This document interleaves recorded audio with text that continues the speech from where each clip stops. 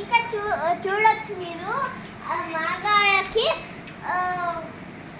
పసుపులో ఇంకా ఉప్పులో వేసి కలుపుతున్నారు మంచిగా. ఇప్పుడు చూడండి. ఇంకా మా బాలమ్మ డీరియల్ ప్రాసెస్ ఎక్స్ప్లెయిన్ చేస్తుంది. హలో ఫ్రెండ్స్, మేము ఇంకో వీడియో చేస్తున్నాం. ఇప్పుడు మీకు క్లియర్గా మాగాయ ముక్కలు ఎలా కలపాలి అనేది చూపిస్తున్నాం. ఇదిగోండి, ముక్కలన్నీ తరిగేసాము.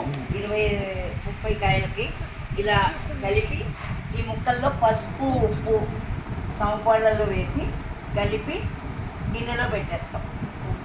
30 కాయలకి 3 పావుల ఉప్పు, దానికి తగినంత పసుపు వేసాము. వేసి ముక్కలు బాగా పసుపు ఉప్పు కలిసేట్టుగా కలిపి మేము జాడీలో పెట్టి ఊరబెడతాం.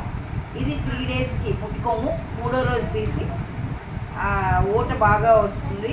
ఆ ముక్కల్ని బాగా పిడిచేసి ఊట విడిగా ముక్కలు విడిగా తీసుకెళ్ళి మేడ మీద ఎండబెడతాం.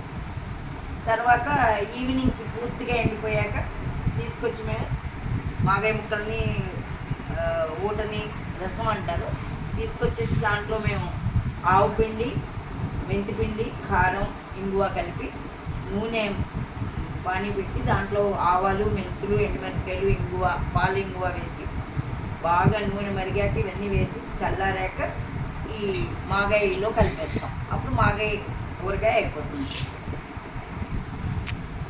హలో, ఈ ముక్కలన్నీ ఎండబెట్టాక మేము తీసుకొచ్చి చక్కగా పోపు పెడతాం. ఆ వీడియో అనేది మీకు క్లియర్గా నెక్స్ట్ వీడియోలో మీకు చూపిస్తాం.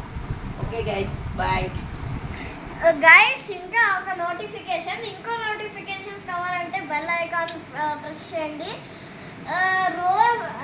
ఎవ్రీడే మాకి ఓన్లీ 3 వీడియోస్ ఉంటాయి maximum. Bye guys, thank you.